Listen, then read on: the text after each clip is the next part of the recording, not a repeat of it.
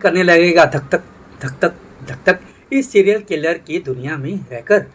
नमस्कार, मैं आपका अपना विशाल वर्मा और सिने ब्लूज के मिसेस देशपांडे के रिव्यू में आप सबका हार्दिक स्वागत है। मिसेस देशपांडे जी हॉटस्टार का नया साइकोलॉजिकल क्राइम ड्रामा जो कि क्राइम थ्रिलर में एक नया ट्विस्ट लेके आया है। नागेश कुकनूर, जादे सोनी लिव का The Hunt, Rajiv Gandhi Assassination Case, piece of brilliance boss, उसी ने इस 6 एपिसोड की सीरीज को डायरेक्ट किया है। माधुरी दीक्षित इसके अंदर की मेन भूमिका है इसके अंदर, और वो प्ले कर रही हैं एक सीरियल किलर। तो कहानी जो है वो एक फ्रेंच थ्रिलर बिनी सीरीज ला मांटे से का ऑफिशियल रिमेक है। और माधुरी दीक्षित यानी कि हमारी मिसेस देशपांडे हैदराबाद के किसी जेल में 25 साल से सज़ा काट रही हैं। वो सीरियल किलर रह चुकी है और एक senior police officer Arun Khatri, Priyanshu Chatterjee ने इसका रोल प्ले किया है। वो उनसे मिलने आते हैं क्योंकि मुंबई में कोई copycat murder serial killer आ चुका है जो मिसेस देशपांडे की तरह लोगों को मार रहा है। तो माधुरी दीक्षित यानी कि मिसेस देशपांडे राजी हो जाती हैं, एग्री हो जाती हैं कि हाँ वो उनको इस कॉपी कैट किलर को पकड़ने में उनकी मदद करेगी, पर एक कंडीशन है। और क्या कंडीशन है ये आपको नहीं बताऊंगा, उसके लिए आपको देखना पड़ेगा जियो हॉटस्टार पे मिसेस देशपांडे। तो आगे चलते हैं और बात करते हैं इसमें क्या अच्छा है और क्या बुरा है। तो नॉर्मली अगर हमारा आप देखें तो क्राइम ड्रामास में की दुनिया में मेल सीरियल किलर्स ज़्यादातर दिखाए जाते हैं। उन्हें कैरेक्टराइज इस तरह से किया जाता है कि वो बहुत स्मार्ट हैं, बहुत कूल हैं, और कितनी बार तो उनको एक आइकॉन की तरह पेश किया जाता है। तो मिसेस देशपांडे इस जेनर का जो जेनर है जो उसको चेंज कर देती हैं, उसका लिंग बदल देती हैं और मेल से हो जाता है फीमेल सीरियल किलर, जो कि इनफेमस सीरियल किलर अपने समय पे रहा है और उसको एक आइकन बना दिया गया है और उसको कोई कॉपी कर रहा है 25 साल के बाद। और ये इसके अंदर जो एक मेन ट्विस्ट है वो ये है कि मेल से फीमेल सीरियल किलर को एक आइकन की तरह से पेश किया जा रहा है। और मिसेस देशपांडे जो हैं बेसिकली एक घरेलू महिला हैं, उनको खाना बनाने का बहुत शौक़ है और वो पुलिस की इन्वेस्टिगेशन में हेल्प कर रही हैं। और एक यंग पुलिस ऑफिसर हैं तेजस फड़के, सिद्धार्थ चंद्रेकर, जो इसकी विमेन निभा रहे हैं, वो इस पूरे इन्वेस्टिगेशन को लीड करते हैं। तो राकेश कुकनूर और उनके जो राइटर हैं रोहित जी बानाविलकर, इन्होंने इस फ्रेंच सीरीज़ का जो इंडियन एडaptation किया है वो बैंग ऑन टारगेट है। पहले ही शॉट में, शुरू के ही सेकंड में पूरा मामला उन्होंने सीधा जमा देते हैं मामला, और एक यंग सेलिब्रिटी का हो जाता है मर्डर। और इसकी सबसे बड़ी यूएसपी जो मिसेस देशपांडे की है वो एक तो जो ट्विस्ट है जेनर का, वो मैंने आपको बताया। और जो एक भूल भुलैया और जो मेस क्रिएट होता है सीरियल जो आइकॉन है और जो सीरियल क्लियर है, ये दोनों के बीच में वो ऑडियंस को बांध के रखता है। समझ में नहीं आता है कि आखिरकार ये कॉपी कैट है कौन।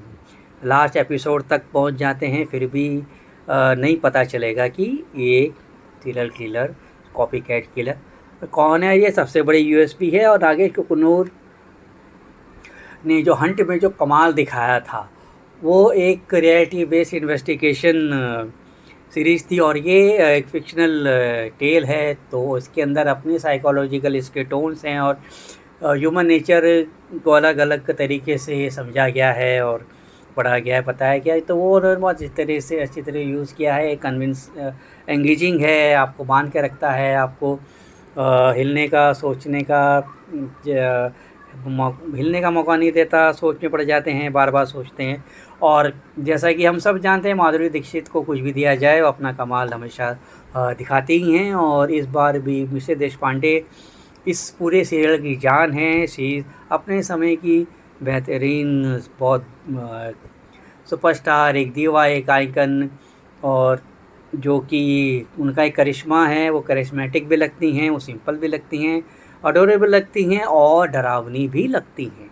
इस तरह से उन्होंने अपने रोल को बहुत ही बखूबी तरह से निभाया है। सिद्धार्थ चंद्रेकर तेज फड़की की भूमिका में बहुत ही अच्छी तरह से उन्होंने अपने भूमिकाओं को समझा है और बहुत बखूबी स्क्रीन पे अपनी भूमिका उन्होंने निभाया है। और उनकी ज़िंदगी में जो उतार चढ़ाव आते हैं इस इन्वेस्टिगेशन के दौरान, वो भी उन्होंने बहुत अच्छी तरह से अपने पर्दे पे दर्शकों को अपने अभिनय का जलवा उन्होंने दिखाया है। दीक्षा जुनेजा जो पल्लवी की भूमिका है, तेजस की वाइफ और सपोर्ट सिस्टम बन के आती हैं, बहुत स्ट्रॉन्गली उन्होंने अपना कैरेक्टर इसके अंदर प्ले किया है। और निमिषा नायर जो दिव्या की बेस्ट फ्रेंड है, उनको भी मौका मिला है अपने हुनर को पब्लिक के सामने रखने का और उन्हें बखूबी तरीके से अपना हुनर सबके सामने पेश किया है। प्रियांशु चटर्जी अरुण खत्री की भूमिका में एकदम फिट हैं, जचे हैं।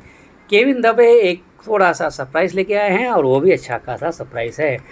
टेक्निकली इसकी सिनेमाटोग्राफी जो है संग्राम गिरी की, वो अलग अलग मूड में लेके जाती है और सारी इमोशन लाइट में, डार्क में और ग्रे स्केल्स में जो और अलग कलर्स में बहुत अच्छी तरह से सामने उन्होंने अपने ऑडियंस को अलग अलग इमोशंस और अलग अलग टेक्सचर टोन्स को बहुत अच्छी तरह से दिखाया है।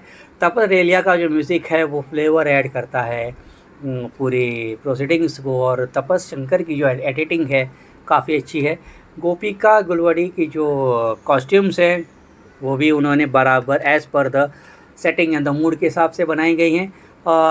दो हालांकि इसके अंदर ट्विस्ट एंड टर्न्स है एपिसोड में और पब्लिक का इंटरेस्ट इसके अंदर बना रहता है, लेकिन मुझे बहुत बार एक बहुत ही इमॉर्टल कैरेक्टर है हैनिबल लेक्टर, अगर आपको याद होगा एंथोनी हॉपकिंस ने एक